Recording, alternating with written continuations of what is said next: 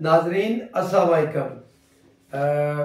वज़ीर आज़म ने सऊदीया का तारीखी दौरा किया है, लेकिन क्योंकि इसके साथ ही ये धरना, ये जो है लब्बैक तहरीक का, ये शुरू हो गया। और ये खबरें कि उसके कितने अच्छे मुस्बत असरात पाकिस्तान के लिए थे, तो वो सारी चीज़ें पीछे चली गई।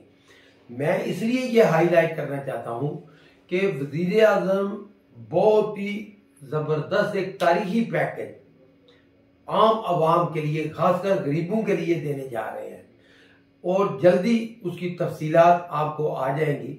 लेकिन अपोजिशन जो खुशियों के शादियाने बजा रही थी कि जी डॉलर इतना हो जाएगा, और यकीनन देखें ये बड़ी ही नेगेटिव बात थी अपोजिशन की। देखिए, मुल्क तो आप हमारा अपना है। आप इमरान खान को नाकाम करने के लिए इस हद तक नहीं जाना चाहिए कि हाँ जी, चाहे मुल्क की इकानमी तबाह हो जाए, कुछ भी हो जाए, तो उसमें खुशियां मनाई जाए।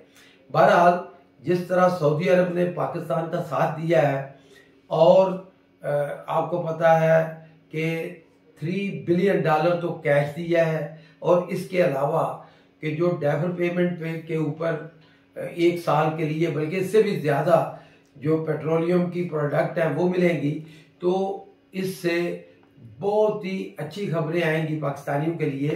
होना क्या चाहिए इस सारी चीज़ के अंदर कि अपोजिशन को चाहिए कि जो अच्छी चीज़ें हैं उसमें गवर्नमेंट को अप्रिशिएट करे, ताकि दूसरे ममालिक में पाकिस्तान का जो इमेज है या कोई नेगेटिव चीज़ ना जाए। तो ये सारी चीज़ें मिल के अब आप देखेंगे कि गवर्नमेंट का आखिरी साल है, लेकिन अच्छी खबरें आएंगी आवाम के लिए। शुक्रिया।